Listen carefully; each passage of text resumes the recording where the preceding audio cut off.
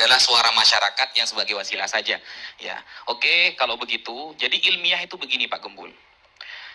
Di dalam kitab Lawami'ul Anwar yang ditulis oleh Al-Imam As-Safaraini. Jadi Islam itu memandang sebuah ilmiah kebenaran itu melalui 3 cara. Ya, yang pertama adalah al-hawasus salimah, panca indera yang normal dalam menangkap sebuah riwayat ataupun yang lain. Yang kedua adalah khabarus shadiq, kabar yang pasti benar. Kabar yang pasti benar dibagi menjadi 2. Yang pertama khabarul mutawatir, kabar yang ramai diketahui orang-orang yang kredibilitasnya bagus.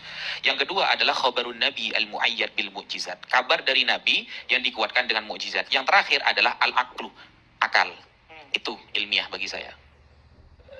Bagaimana jadi yang dimaksud dengan ilmiah adalah seperti itu. Jadi sebenarnya kalau ngambilnya dari kitab, saya mohon maaf, itu masuk dalam historiografi tradisional, bukan ilmiah sebenarnya, bukan metodologis.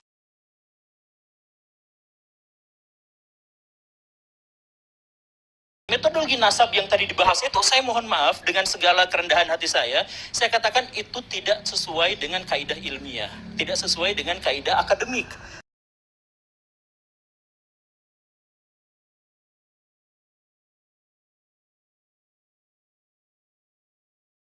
Kenapa?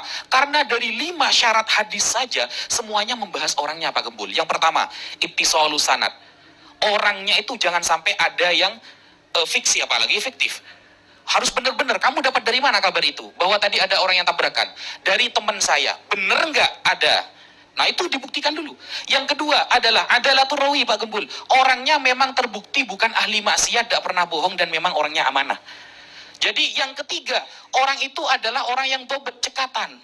Nah, kenapa kok kritikannya selalu kepada orangnya? Karena ini bukan wilayah indrawi, Pak Gembul. Bagaimana lalu kemudian kita bisa meneliti orang yang 500 tahun lalu pernah melakukan ini dan itu, hanya mengandalkan teks saja seperti perkataan Kiai Imad, mana kitab sezamannya? Ini justru udah ilmiah. Kenapa? Karena perkara nasab ini bukan amrun qot'i, Pak Gembul. Ingat ya, perkara nasab itu bukan amrun qot'i, bukan sesuatu yang 100%.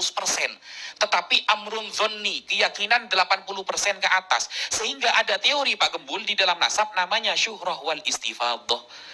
Bagaimana komentar masyarakat dulu tentang dia, itu yang kita ambil. Begitu Pak Gembul. Manggi, ditanggapi.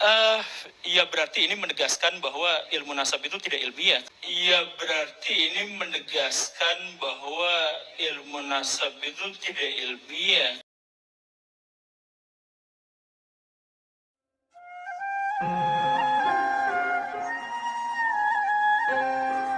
Imam Ibnu Hajar Al-Haytami yang hidup di zaman 973 Hijriah dalam kitabnya Al-Izzadatul Balighah halaman 312-313 juga telah menyatakan bahwa nasab Ba'alawi itu tersambung ke Rasulullah Shallallahu Alaihi Wasallam. Bahkan guru dari Hadratus Syekh Hashim Asy'ari yang merupakan pendiri Nahdlatul Ulama, yakni Syekh Yusuf An-Nabhani, juga memberikan pernyataan dalam kitabnya Riyadhul Jannah dalam muqaddimah kitab beliau bahwa memang nasab Ba'alawi itu sudah jelas tersambung kepada Rasulullah SAW. Namun hemat saya sebagai orang awam, untuk hal-hal keilmuan mari kita ikuti kaidah para ulama seperti Imam Asy-Syafi'i. Lebih baik kita mengikuti ulama seperti Imam Ibnu Hajar Al-Haytami. Kita ikuti Syekh Yusuf An-Nabhani yang merupakan guru dari Hadratus Syekh Hashim Asy'ari. Sedangkan kalau masalah ada beberapa habaib yang agak keras dan sebagainya yang disampaikan oleh guru Gembon di video channel itu, kita hanya cukup menjaga adab saja kepada mereka. Apa yang baik dari mereka kita ikuti. Sebaliknya jika ada yang tidak sesuai maka kita tidak ikuti, namun tetap menjaga adab. Sebenarnya masih banyak para habaib yang bagus. Jangan sampai 9 kebaikan tertutupi oleh 1 ketidaksesuaian.